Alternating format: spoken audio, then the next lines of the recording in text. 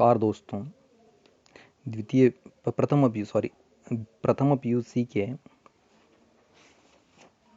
5वें अध्याय बाबा साहेब अम्बेडकर के बारे में हमने पिछली 2 क्लास में पढ़ा था कि उनकी शिक्षा दीक्षा कैसे हुई, उनका बचपन कैसे गुजरा, उनकी शादी कैसे हुई, किसके साथ हुई, कब हुई, मैट्रिक की परीक्षा कब पास हुए, ये सब हमने पिछली क्लास में देखा था।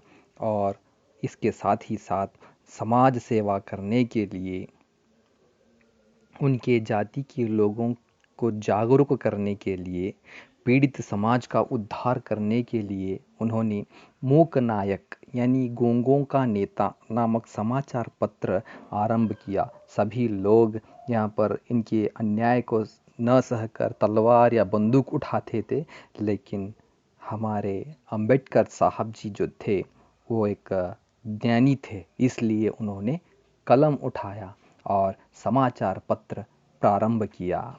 तो इस तरह से इनके समाचार पत्र को आरंभ करने के लिए कोल्हापुर के महाराजा शाहू जी महाराज ने भी उनकी सहायता की थी। इस तरह से हमने देखा था। तो आज की क्लास में हम उसके आगे के अध्याय के बारे में देखेंगे। तो डॉक्टर अंबेडकर ने प्रोफेसर की नौकरी करते समय जो पैसे कमाए, उनमें कुछ कर्जे के पैसे मिलाकर दोबारा अपनी अधूरी पढ़ाई को पूरा करने के लिए सन 1920 में फिर लंदन चले गए। वहाँ पर संघर्षपूर्ण अध्ययन के बल पर उन्होंने सन 1921 में ब्रिटिश भारत में साम्राज्य पूंजी का प्रादेशिक विकेंद्रीकरण विषय पर शोध कार्य पूरा करके मास्टर ऑफ साइंस की डिग्री प्राप्त की। सन 1923 में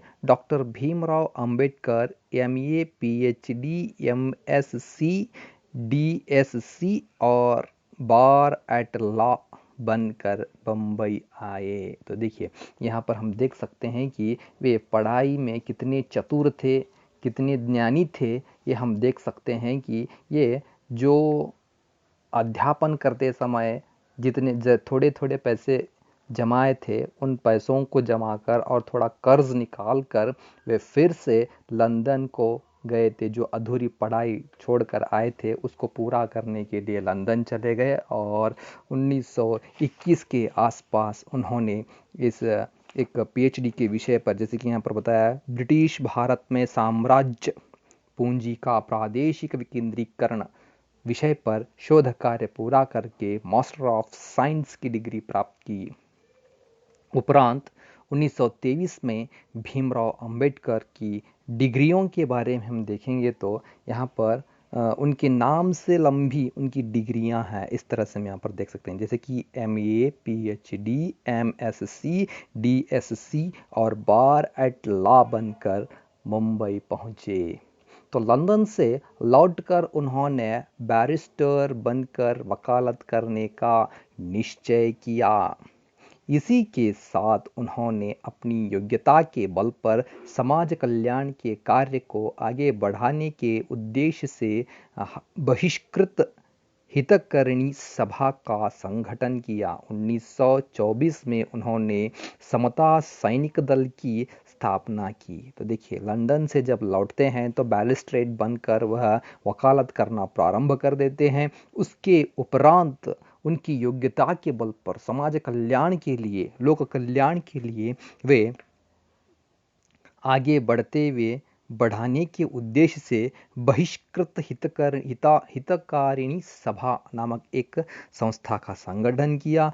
तदोपरांत 1924 में उन्होंने समता सैनिक दल की भी स्थापना कर दी। तो 24 जनवरी 1924 को बम्बई विधान परिषद में डॉक्टर अंबेडकर ने बजट भाषण प्रस्तुत किया। उन्होंने बम्बई विधान परिषद का सदस्य रहते, मतलब एमएलसी, विधान परिषद का सदस्य मतलब एमएलसी कहते हैं। तो हुए जन कल्याण के बहुत से कार्य किए। इसी बीच उन्हें पता चला कि महाड़ नामक स्थान पर हिंदुओं के धर्म स्थानों, कुओं व तालाब पर कुत्ते, बिल्ली, गाय, भैंस व गधे, सूअर तो पानी पी सकते हैं, पर अछूत लोग नहीं। यह तो जातीय भेदभाव की पराकाष्ठा थी। तो इस तरह से हम यहाँ पर देखते हैं कि वे 1924 26 जनवरी को बम्बई विधान परिषद के मेंबर बन लेते हैं, मतलब मेंबर ऑफ लेजिस्लेटिव काउंसिल, इस तरह से उनको कहते हैं, MLC। अभी के हिसाब से देखेंगे तो MLC, इस तरह से हम यहाँ पर कह सकते हैं। तो उस वक्त उन्होंने बजट भाषण पहली बार प्रस्तुत किया था। उसके उपरांत ये जन कल्याण के बहुत से कार्य किए हैं। वे जैसे ही उनको कुछ ना कुछ पता चलता था वो जन कल्याण के लिए तैयार, तत्परता रहते थे। जैसे कि उनको एक बात पता चली कि महाड़ नामक स्थान में, महाड़ नामक गांव में हिंदुओं के धर्म स्थलों पर, कुओं में, तालाब में कुत्ते, बिल्ली, गाय, भैंस, गधे, सूअर आकर पानी पी सकते हैं, लेकिन अछूत जाति के लोग यहाँ पर पानी नहीं पी सकते थे। तो ये जब विषय पता चलता है तो ये जातीय निंदना भाव में पराकाष्ठा थी, मतलब अंतिम दशा थी, इस तरह से हम यहाँ पर कह सकते हैं। ये गाय, भैंस, कुत्ते, यहाँ तक कि सूअर तक जाकर पानी पी सकता था, लेकिन कोई अछूत या तो कम जात का इंसान वहाँ पे पानी नहीं पी सकता। तो ये कैसा सिस्टम है, कैसी स्थिति आ गई है। तो ऐसे सोचकर डॉक्टर अंबेडकर जानते थे कि स्वतंत्रता व अधिकार भीख में नहीं मिलते, इन्हें पाने के लिए तो सिर कटवाने पड़ते हैं। डॉक्टर अंबेडकर ने अछूतों को संगठित किया और 19-20 मार्च 1927 को महाड़ में एक विशाल सभा का आयोजन किया।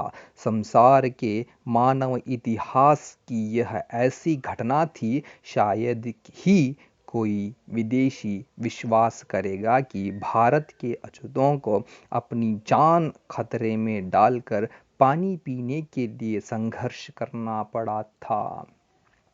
तो देखिए यहाँ पर आगे के प्यारा में यह बताते हैं कि जो महाड़ नामक गांव में कुत्ते, बिल्ली, सूअर जैसे प्राणी, पशु आकर पानी पी सकते थे, लेकिन अछूत लोग नहीं पी सकते थे। तो ऐसे सिचुएशन में, ऐसे विषय पर अंबेडकर जी ने स्वतंत्रता प्राप्त करना है या तो अधिकार प्राप्त करना है तो वे भीख में मिलती नहीं, उसे पाने के लिए सर भी कटवाने पड़ते हैं। ऐसे सोचकर अंबेडकर ने ये सभी अछूतों को संगठित किया, एकत्र किया और 19-20 मार्च 1927 को ये ऐलान कर दिया कि सभी लोग 19-20 मार्च के 19-20 तारीख को 1927 को महाड़ में जाएंगे और वहाँ पर एक विशाल सभा बनाएंगे और वहाँ पे जाकर हम पानी पिएंगे। इस तरह से यहाँ पर इन्होंने निर्णय किया। लेकिन संसार के मानव इतिहास की यह ऐसी घटना थी, शायद ही कोई विदेशी विश्वास करेगा कि भारत के कम जात या तो अछूतों को अपनी जान खतरे में डालकर पानी पीने के लिए संघर्ष करना पड़ा था। इस तरह से हम यहाँ पर कह सकते हैं।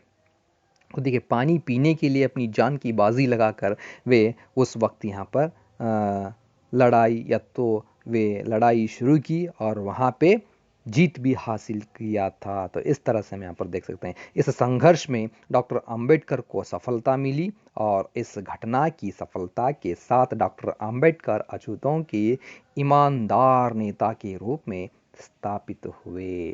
तो अब सारे लोग, अछूत लोग यहाँ पर अंबेडकर को भगवान की तरह पूजने लगे, ईमानदार नेता कहने लगे। इस तरह से हम यहाँ पर देख सकते हैं। तो भारत की भावी शासन प्रणाली व संविधान के बारे में रूपरेखा तय करने के लिए ब्रिटिश सम्राट ने एक गोलमेज सम्मेलन लंदन में आयोजित किया। इस सम्मेलन में 89 भारतीय प्रतिनिधियों सहित भारत के अछूतों की ओर से डॉक्टर अंबेडकर ने अपने प्रभावशाली भाषण में कहा, वे ब्रिटिश भारत की जनसंख्या के 5वें भाग का, जो कि फ्रांस या इंग्लैंड की आबादी से भी अधिक है, मत व्यक्त कर रहे हैं। डॉक्टर अंबेडकर ने सिंह गर्जना करते हुए कहा, जब हम अपनी वर्तमान स्थिति और ब्रिटिश शासन से पहले की स्थिति की तुलना करते हैं तो हम पाते हैं कि हम उन्नति करने की बजाय व्यर्थ में अपना समय बर्बाद कर रहे हैं। तो यहाँ पर जब भारत देश को स्वतंत्रता दिलाने के लिए ज़्यादा से ज़्यादा यहाँ भारत देश में संघर्ष होने लगा तो ब्रिटिश सरकार समझने लगी कि अब बहुत दिन हमारा यहाँ पर नहीं चलेगा। तो उस वक्त यहाँ पर भारत की भावी प्रशासन प्रणाली व संविधान के बारे में रूपरेखा तैयार करने के लिए ब्रिटिश सरकार ने एक गोलमेज सम्मेलन आयोजित किया था, वो भी लंदन में।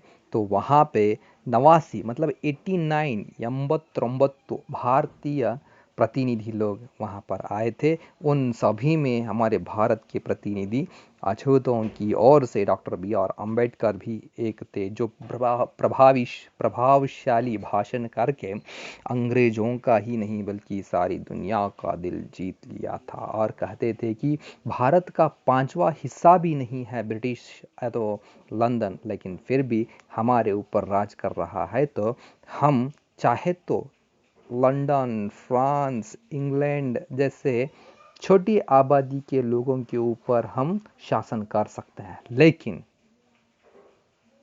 हमारी दूसरों के साथ या तो ब्रिटिश शासन के साथ तुलना करते हैं तो हमें पता चलता है कि हम उन्नति करने के बजाय व्यर्थ में अपना समय बर्बाद कर रहे हैं। इस तरह से यहाँ पर समझाने की कोशिश करें, मतलब हमारी जनता अज्ञानी है, भारत में अज्ञान भरा पड़ा हुआ, उसे सुज्ञान या तो शिक्षा के मार्ग से ही हम अपने देश को स्वतंत्र बना सकते हैं या तो हम आगे बढ़ सकते हैं। वरना देश की जनता का जनसंख्या के बारे में देखा जाए तो इंग्लैंड, फ्रांस, लंदन ये सभी छोटे छोटे देश हैं, लेकिन इनकी बुद्धिमत्ता की वजह से आज ये सुप्रसिद्ध है और हर जगह पर जाकर ये अपना शासन जमा रहे हैं। अगर ऐसे चतुरमती हमारे भारत देश के व्यक्ति भी अगर सही दिशा में सोचने की कोशिश करेंगे तो हमें बहुत बड़ी बात नहीं है कि दूसरे देशों पर हम शासन करना कोई मुश्किल बात नहीं है। इस तरह से समझाने की कोशिश कर रहे हैं। तो इसके आगे का अध्याय हम कल देखेंगे। अगर इसमें कोई संदेह, संशय, डाउट, शक हो तो आप कृपया मेरे YouTube चैनल पर बता सकते हैं। धन्यवाद।